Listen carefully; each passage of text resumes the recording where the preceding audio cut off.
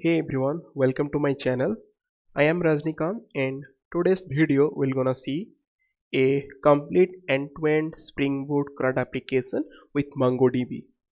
Okay, so we'll see how we can generate the project, then we'll start coding. Okay, so before proceeding to that one, if you have not subscribed my channel yet, please do subscribe it and hit the bell icon to get all the notification from my side, right? So this is my channel. If you'll see, there are a lot of other videos are there which will really helpful to you people. So IntelliJ idea with Git and this unit testing, integration testing, and if you see there are a lot of other playlists are there, so which will be really helpful to you people. So Java 8 streams API, a lot of coding questions are there, and Docker and logical questions, Apache Kafka. So complete installation to producer consumer, those details, and microservice series, so cache, lot of other things are there. Okay, so yes, definitely it will be helpful to people. Please go through once. Okay, so let's start. So we can generate the Spring Boot project in multiple ways we can generate, but either you can generate using the Spring initializer, or by directly through programming also we can generate. Okay, so here I am choosing Maven project and Java 3.4.3 Spring Boot version, and whatever that group ID and artifact ID and description you can put, and Java packaging style we can keep as a jar, and Java 17 we can use. We can use 21 as well, but let me use 7 here. And coming into dependencies, two things we require. One is web and another is Mongo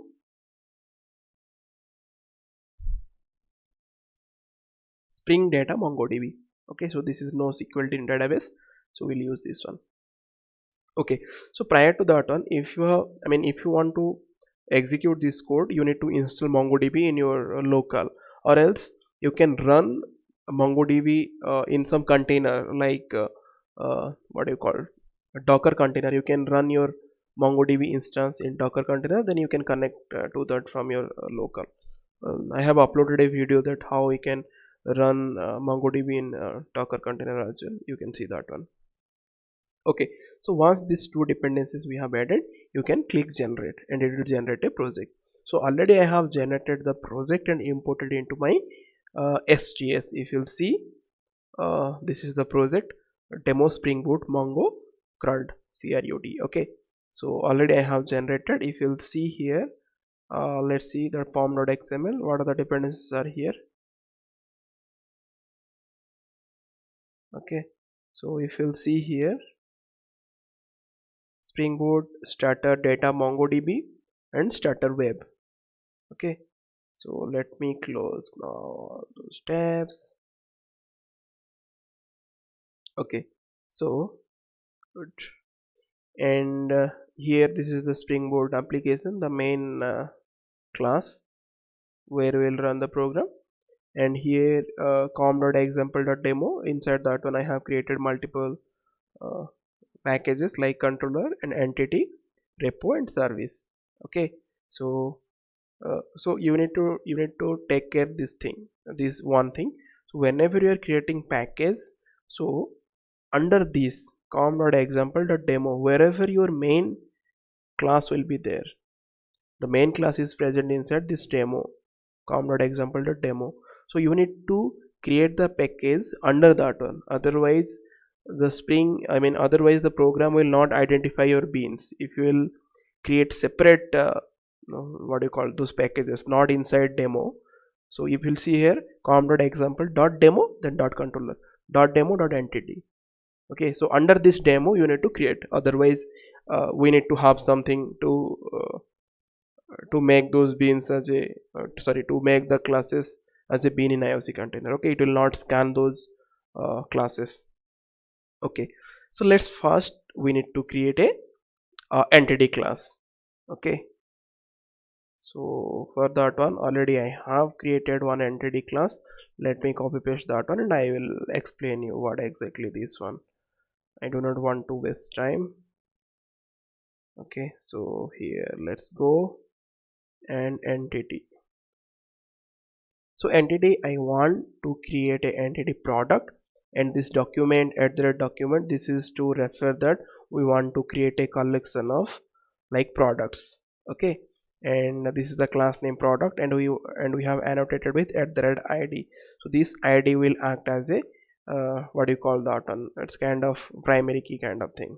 Okay, and coming into, we have here name, so this product name, category, and which category that product is, and price, and stock, how many stocks are available for that product, and description of that one. And here I have a no argument constructor, and you have a argument constructors and getters and setters. Okay, so hope you got it.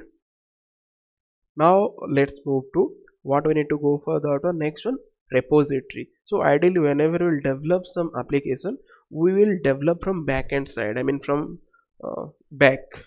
Okay, then let's create a repository here. So Spring already provides those JPA repositories, just we need to extend that one. Okay, so here we need to create a interface. So before that one, I will take that name. What is that name? Product repository. Okay, product repository will take, and let's finish. And here what we need to do, we need to extend from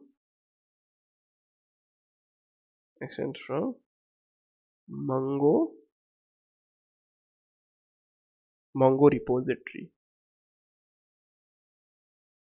and here this is product, and what is the id? String. Control Shift O to import those stuffs. So string is that id, what is the data type of that id, and what is the entity type. Okay, so we have created. So this Mongo repository is providing the default, I mean the basic operations, CRUD operations, right? So create, update, delete, so all those basic things, we no need to take care of these things. So Mongo repository already provides few methods that we can use for them. For example, if you want to create a product, then Mongo repository have some value, some method. So if you want to update that product, some other methods will be there. If you want to delete that one, some methods will be there. And if you want to get that product by id, other methods will be, default methods will be there. Okay, so we have done the repository class, so we can say this is also DAO class also, you can say. Then let's move to this service class. So ideally service class, what we can do here, whatever the business logic, whatever the calculations, we can place inside this service class. Okay, so let me have the service class. I will explain you what I am doing here. Okay, then Control C. Just to save the time, I am copy pasting these things, otherwise we can also write and compile those code. Control Shift O. Here it's optional. What else required? All solved. Done. Okay, so what I am doing here, I am creating a product service class, and I have annotated with @service, which will make this class as a bean.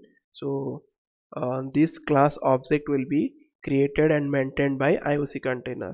Okay, so this @service is a stereotype annotation, and inside this one we have multiple methods are there, right? So and we have auto void this product repository. That repository we have created here. No, just see product repository, the same thing we have auto void here. So auto void means what exactly here? So at runtime IOC container will first identify, is there any object available with this product repository, then that object it will inject here. So in repository we'll get a object, that object will be injected by Spring IOC container. Okay, so here we do have multiple methods. So get all products, so all the products we want to fetch. So repository dot find all. So in this Mongo repository these methods are present. Okay, we have not defined anything, no, just we have extends from that one.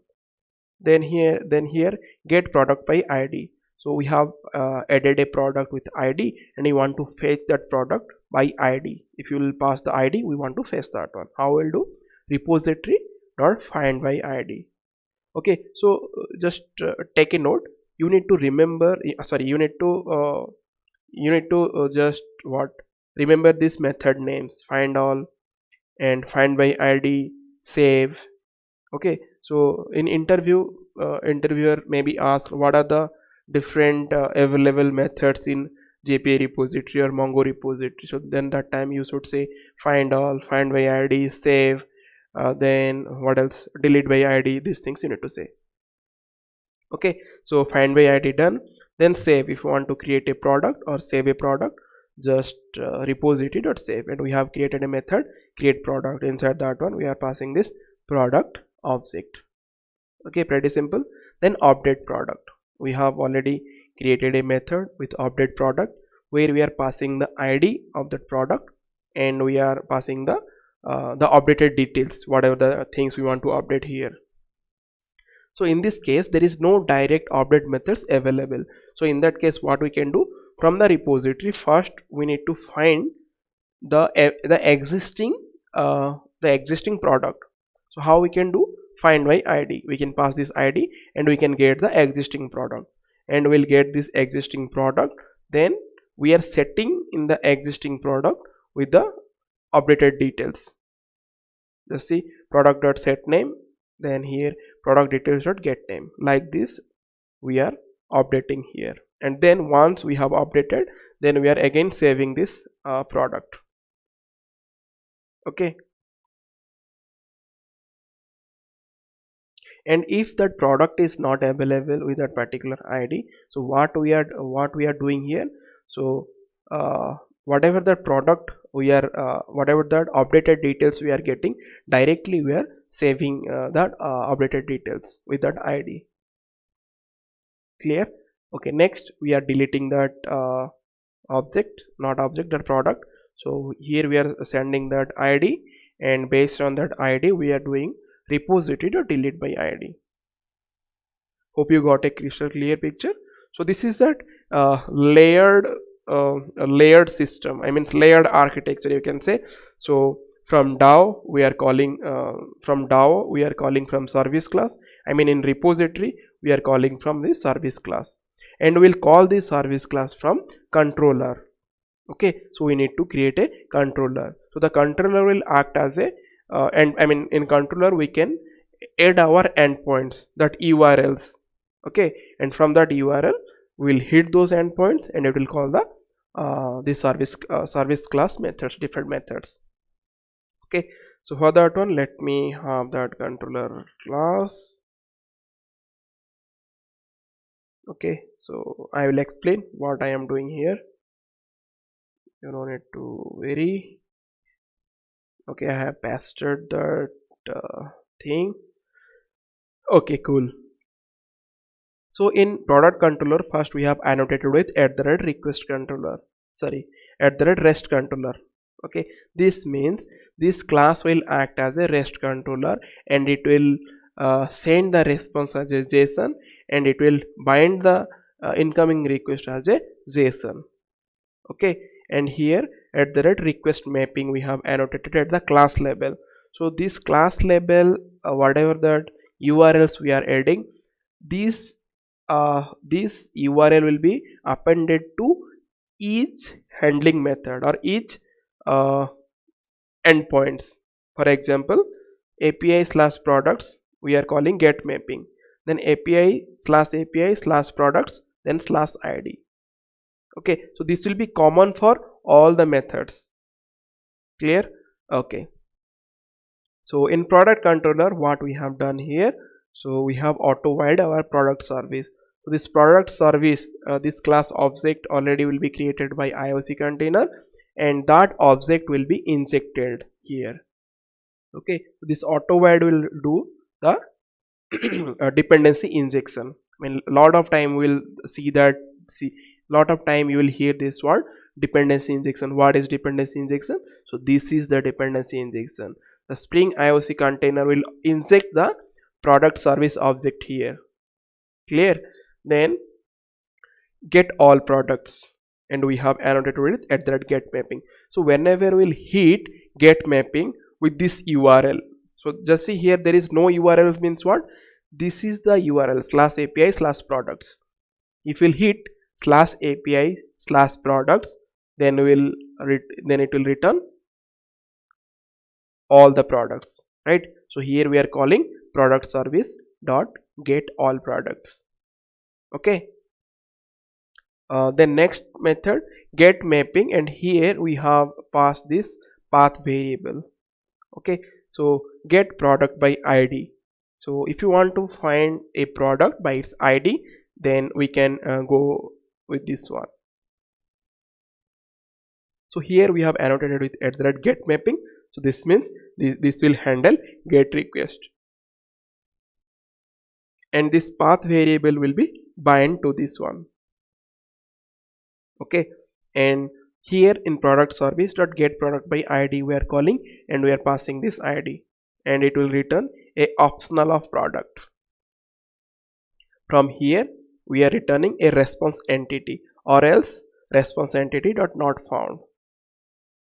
Clear? So this is get mapping. And next is what? So if you want to create a product, so if you want to add a product or save a product, how we'll do?